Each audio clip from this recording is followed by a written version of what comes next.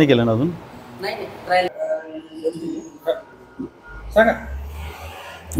तर सुरुवात.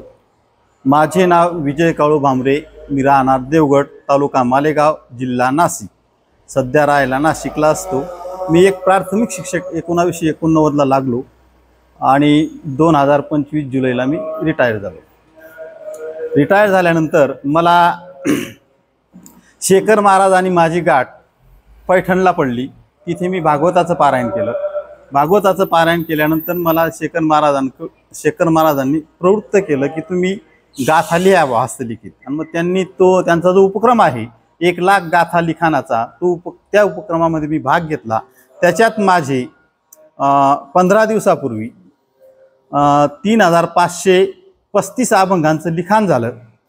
आणि लिखाण झाल्यानंतर सहज सकाळी मनन करत बसलो असतानाच डोक्यात काय विचार आले आणि काही नाही. मी सरळ मोटरसायकल काढली, कपडे घेतले जे लागतात ते, आणि इथे आलो. इथे पारनेरला निळोबारायांजवळ आलो. इथे आल्यानंतर इथे मंचेरी नावाच्या ग्रंथाचं पारायण चालू होतं. पारायण चालू असतानाच मला वाटलं की आपणही हे लिहावं, वह्या आपण घ्याव्यात. पण मला त्या वह्या काही मिळाल्या नाहीत. मी पुष्कळ लोकांकडे विनवणी केली की द्या रे बाबा मला लिहू द्या.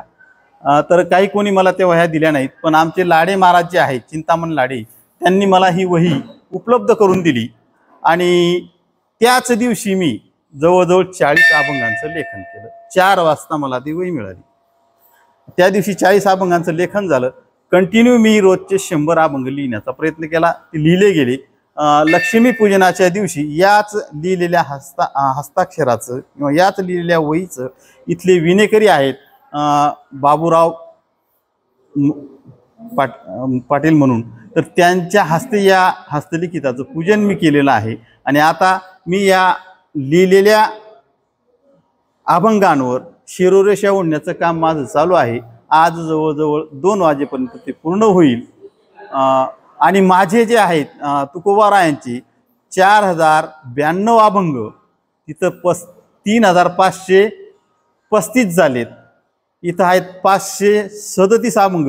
असं जवळजवळ माझं 4,092चं टार्गेट इथं महाराजांसमोर पूर्ण होत आहे, निळोबा महाराजांसमोर. पण राहिलेले माझे त्या गाथेतले 557 अभंग आहेत. ती इथून घरी गेल्यावर मी ते पूर्ण करणार आणि ही वही भंडाऱ्या डोंगराला मी घेऊन जाणार.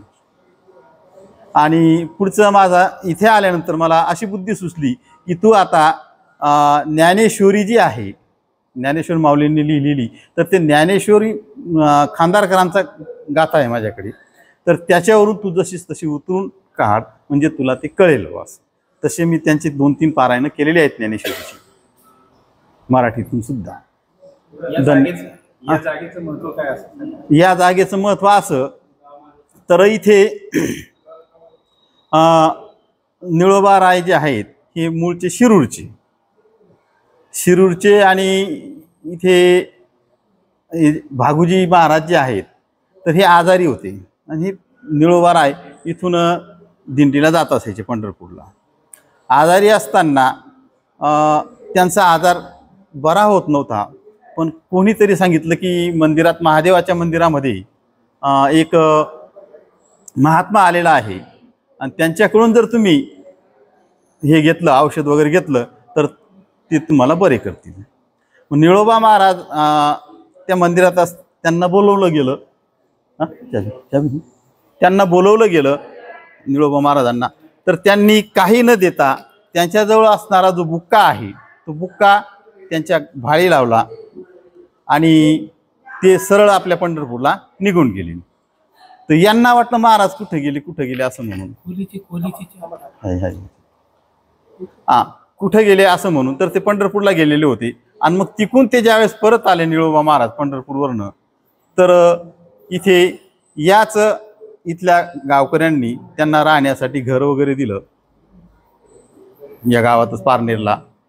आणि ते इथंच वास्तव्याला राहिले.